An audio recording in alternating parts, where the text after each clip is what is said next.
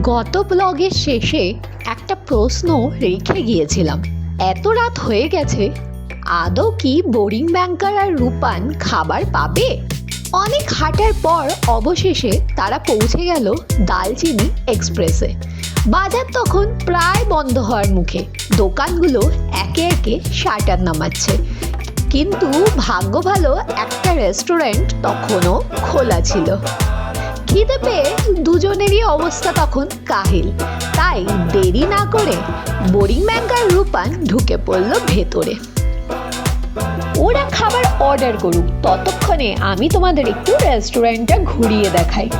ছোট্ট কিন্তু দারুণ সুন্দর একটি জায়গা, দেয়াল জুড়ে লেখা রয়েছে নানা সুন্দর লাইফ কোডস, যা এই জায়গাটাকে আরও আলাদা করে তোলে।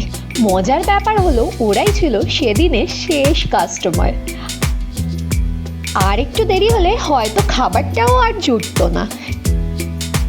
শেষ পর্যন্ত ভালো করে পেট পুজো সেরে এইভাবেই কেটে গেল তাদের দিনটা।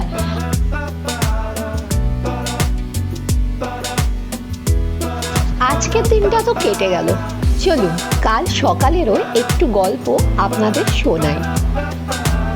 প্রতিটি যাত্রারই একটা শুরু থাকে, আর কখনো কখনো সেই শুরুর ভেতরেই লুকিয়ে থাকে নতুন গল্পের ইঙ্গিত।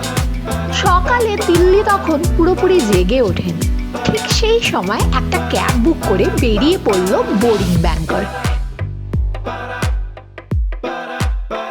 ক্যাবের ভেতরে বসে বোরিং ব্যাংকার দর্শকদের এটা কি দেখাচ্ছে, আজ সে ফ্লাইটে করে কোথাও একটা যাবে, কিন্তু কোথায়?